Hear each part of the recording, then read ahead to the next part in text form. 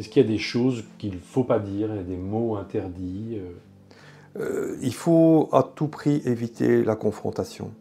Il faut savoir qu'une personne qui rentre dans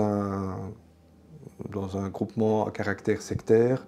ou qui est sous l'emprise d'un gourou va être préparée psychologiquement à la confrontation.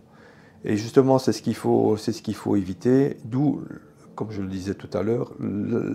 l'importance de comprendre tous ces mécanismes de mise en condition pour justement éviter de tomber dans ces pièges-là. Ce qui est aussi important de savoir, c'est que les personnes, qu'à partir du moment où elles décident d'adhérer à une association quelle qu'elle soit, spirituelle, culturelle ou autre, mais qui ne correspond pas à nos attentes ou qui vont à l'encontre,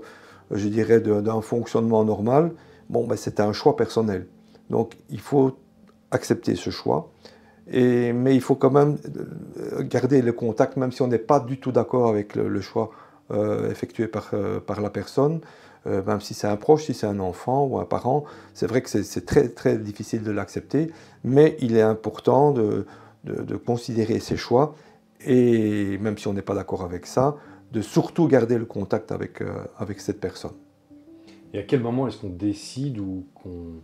prend conscience qu'elle est passée dans un mouvement plus dangereux pour elle? Ben, à partir du moment où on constate un changement de comportement assez radical, on peut se dire qu'il y a quelque chose qui ne va pas.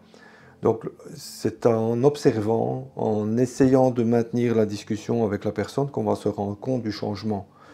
Et par rapport à ça, il est important de ne pas justement être dans la confrontation parce que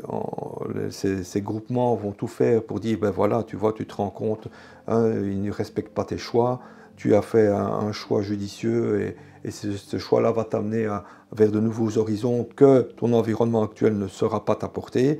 Et ils sont préparés à ça. Donc ils vont se dire, ben, tu vois, tu es dans la confrontation, donc c'est peut-être mieux pour toi, pour ton bien-être, de couper les liens.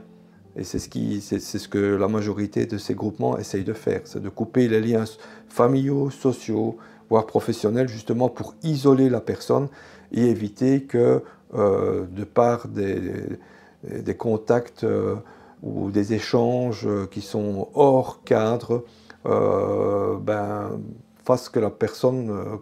commence à se poser des questions par rapport justement au mode de fonctionnement du groupe dans lequel il vient d'adhérer.